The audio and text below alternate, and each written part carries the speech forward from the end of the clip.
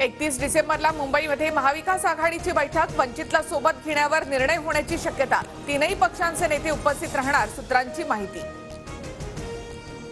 जागा वाटपावरून काँग्रेस आणि ठाकरे गटामध्ये वाद पेटला। लोकसभेच्या 23 जागा लढवण्यावर ठाकरे गट ठाम। ठाकरे गट स्वतःच्या हिमतीवर एकही जागा जिंकू शकत नाही। ठाकरे गटाला काँग्रेसला सोबत घ्यावंच लागेल। संजय निरुपम यांनी ठाकरे गटाला डिवचलं। कोण निरुपम? आमची चर्चा हायकमांड सोबत। संजय राऊतांचा पलटवार, तर जागा वाटप मेरिटवर व्हावं, पटोलेंची वादात उडी। राज ठाकरे मोठे नेते, ते शिंदे गटासोबत आले तर आनंदच, संजय शिरसाट यांचं वक्तव्य। शिंदे गट लोकसभा धनुष्यबाण चिन्हावरच लढणार, संजय शिरसाट यांचा दावा। महायुती म्हणून लढणार, कमळ चिन्हावर नाही, शिरसाटांचं स्पष्टीकरण। शिंदे आणि अजितदादा गटाला कमळाबाईच्या पदराखाली जावंच लागेल, संजय राऊतांची बोचरी टीका। ऑक्टोबरपर्यंत मी बारामतीमध्ये तळ ठोकून मतदान होईपर्यंत मुंबईला जाणार नाही, सुप्रिया सुळेंचं वक्तव्य। तर मतदारसंघात गडबड झाल्यास देशाचं नेतृत्व कसं करणार, धोका त्यांना समजला, सुधीर मुनगंटीवार यांचा टोला। विदर्भात 4 लोकसभा मतदारसंघात मुख्यमंत्री शिंदेंच्या सभेची तयारी सुरू।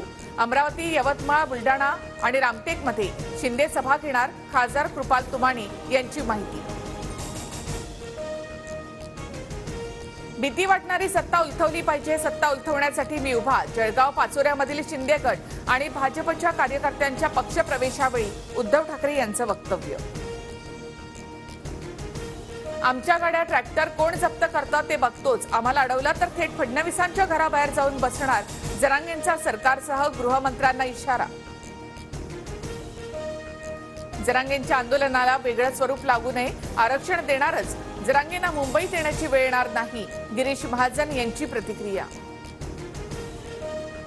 उपोषणासाठी आझाद मैदान, शिवतीर्थ आणि बीकेसी मैदानाची पाहणी पूर्ण, जरांगे पाटलांना अहवाल देणार, मैदानाबाबत जरांगे निर्णय घेतील, जरांगे पाटलांच्या शिष्टमंडळाची माहिती।